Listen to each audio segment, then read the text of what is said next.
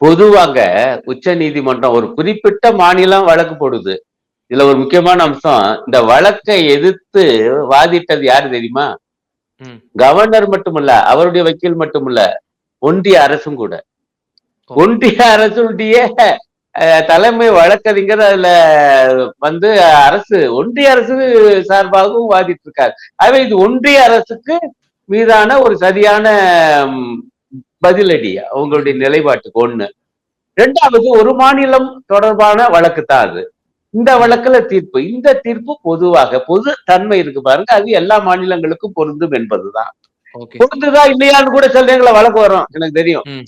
இப்ப ம். வந்து ம். ம். இன்னொரு கவர்னர் வந்து இதே போல இழுத்தடிக்கிறாரு. அப்படி ம். ஏதேனும் ஒரு மாநிலத்தை வரும்போது வழக்கு போகும்போது என்ன சொல்லுவாங்கன்னா, ம். ஏற்கனவே உள்ள இது விஷயத்துல தமிழ்நாடு விவகாரத்துல உச்ச நீதிமன்றம் தந்த தீர்ப்பு இருக்குன்னு சொல்லி அங்க வந்து ம். அதை மேற்கோள் காட்டி வாதிப்பாங்க.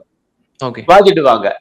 ஆகவே அது பொதுவாக இந்தியாவுக்கான அதனாலதான் ம். முதலமைச்சர் சொன்ன அந்த வாக்கியத்தை சொன்னேன். இது அனைத்து ம். மாநிலங்களுக்கு கிடைத்த வெற்றி என்று.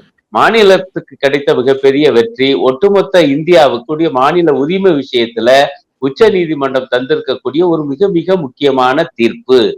இந்த தீர்ப்புக்கு ஒரு மகத்தான பங்கு எதிர்காலத்தில் உண்டு. இந்த அளவுக்கு நிச்சயமாக நாம சொல்லலாம்.